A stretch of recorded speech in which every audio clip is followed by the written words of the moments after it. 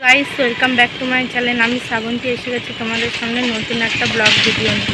এই দেখো কোথায় যাচ্ছি, সবাই দেখতে থাকো। এই যে আমি সেদিকে বসে আছি, আর এই যে আমার মেয়ে পাশে বসে আছে, এ খাচ্ছে। চলো যেখানে যাচ্ছি গিয়ে সেখানে গিয়ে তোমাদের সাথে আবার কথা বলছি।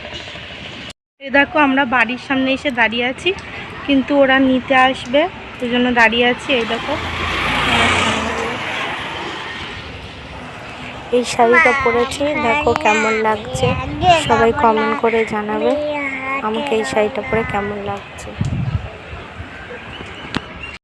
এই দেখো বন্ধুরা, যেখানে যাওয়ার কথা সেখানে চলে এসেছি। এইটা আসলে একটা পূজা বাড়ি, এখানে মনসা ঠাকুরের পুজো হচ্ছে। আর এই দেখো এই পাশে যজ্ঞ হচ্ছে, ব্রাহ্মণ যজ্ঞ করছে। আর আমার মেয়ে দেখো মাসির কোলে দাঁড়িয়ে আছে, প্রচন্ড ভয় পাচ্ছে। এখানে সবাই বসে আছে।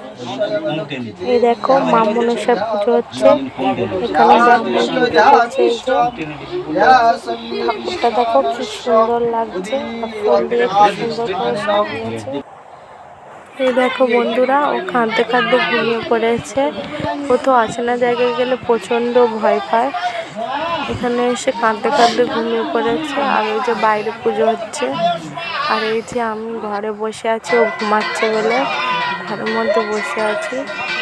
আর এই দেখো এইদিকে যজ্ঞ হচ্ছে, আর এই যে পুজো প্রায় শেষ হয়ে গেছে।